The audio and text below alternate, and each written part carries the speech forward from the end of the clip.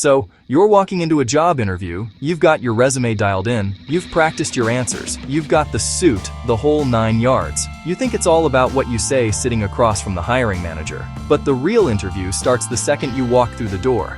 It's a whole other layer. A hidden game most people miss. They're running a diagnostic on you from the moment you step onto their turf. It's not just about your qualifications. It's about your character, your awareness, your vibe. These recruiters have seen it all. They've got subtle tests baked into the process. It's like social jujitsu, and you don't even know you're on the mat. They're looking for little clues that reveal who you are when your guard is down. Only on with the spotlight, or steady and consistent? They're not just hiring skills, they're bringing someone into their tribe. Today, we're pulling back the curtain.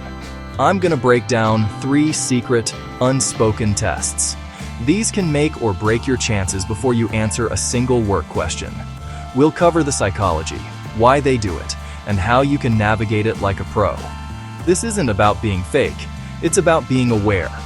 Understand the game so you can walk in prepared and show the most authentic version of yourself.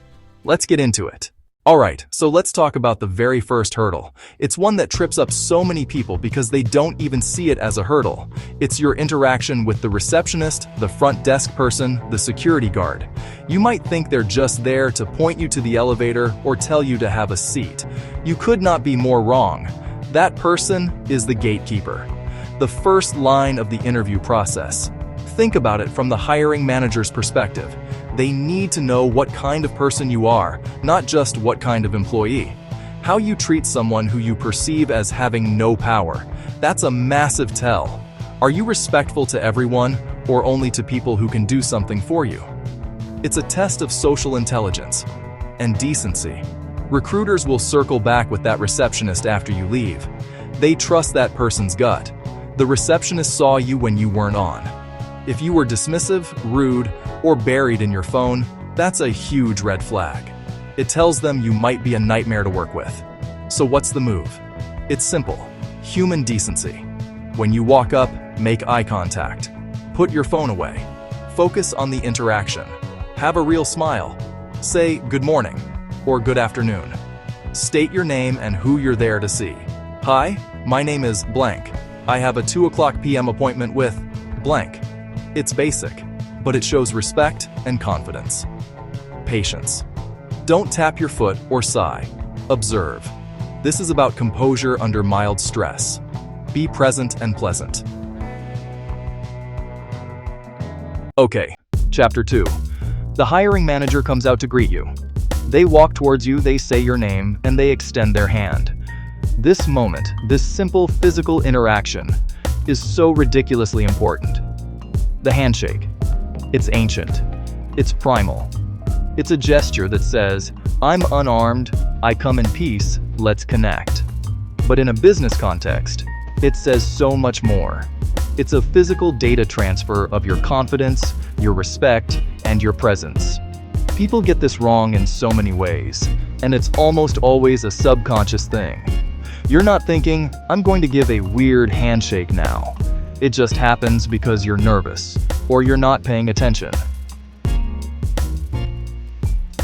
Let's break down the common mistakes. First, you've got the weak handshake. This is the worst. Then you've got the opposite end of the spectrum, the bone crusher. It comes off as aggressive, insecure, and completely lacking in social awareness. Another mistake is the timing and the initiation. You see the person coming, but you wait for them to extend their hand first. You're passive. Or worse, you fumble, trying to get up from your chair while also trying to shake their hand. And it becomes this awkward, clumsy dance. Confidence is displayed by taking the initiative at the right moment. As they approach and make it clear they're there for you, you should be rising to your feet, making eye contact, and extending your hand simultaneously. So what's the right way to do it? It's all about finding that perfect middle ground. It's what they call a firm handshake. But what does firm even mean? It means matching the other person's energy. Your grip should be solid but not overpowering. Imagine you're holding a small bird. You want to hold it securely so it can't fly away, but you don't want to hurt it. That's the kind of pressure you're looking for. The duration is also key. It should last about 2 to 3 seconds. A couple of firm pumps, up and down, from the elbow, not the shoulder. And the whole time, you must maintain eye contact. Think about the signal you're sending. A confident, well-timed, firm handshake says you're an equal. It says you're respectful but not subservient. It says you're comfortable in your own skin and you're ready to engage on a professional level. When you nail the handshake, you're transmitting pure confidence directly into the interviewer's palm. Practice this.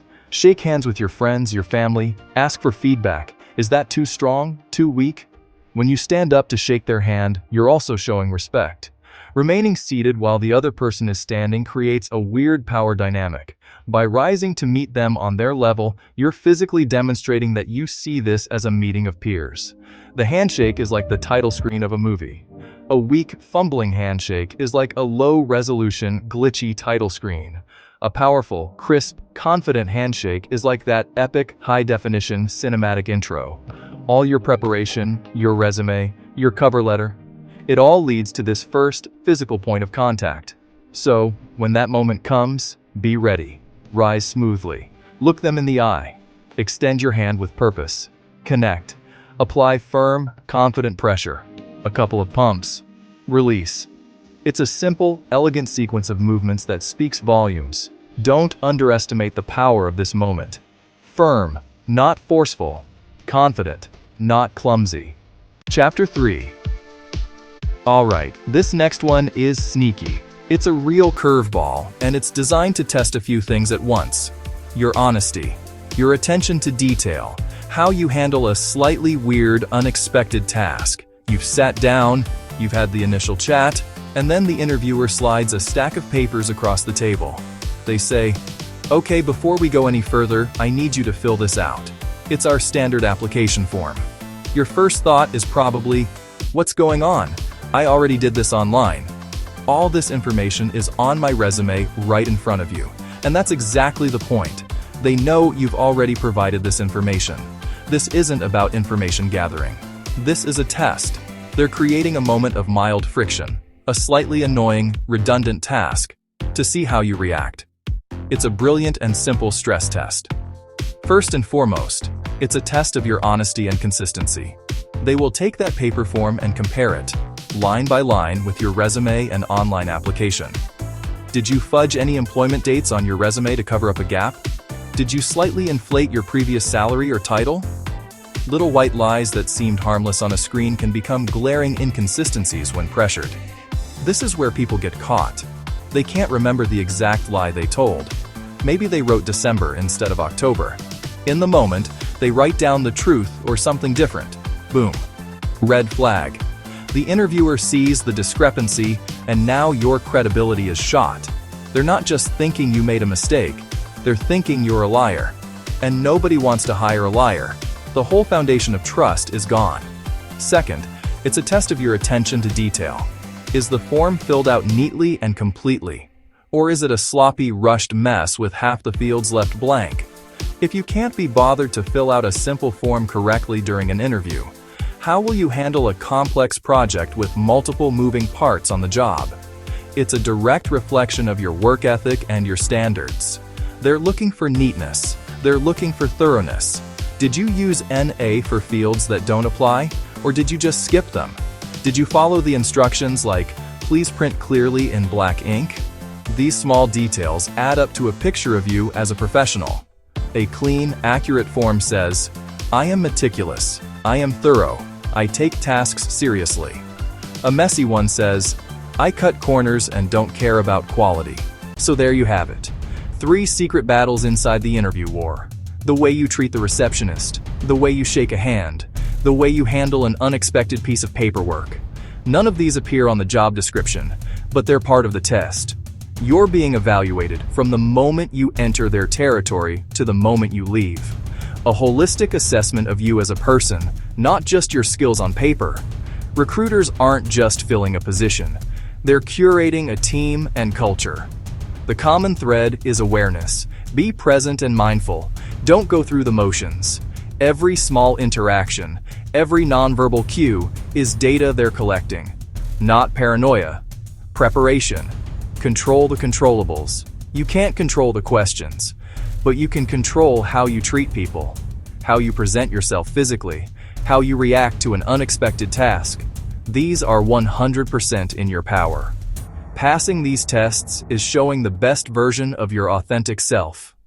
Respectful to everyone, confident and engaging, honest and meticulous. Don't let nerves or lack of awareness hide it.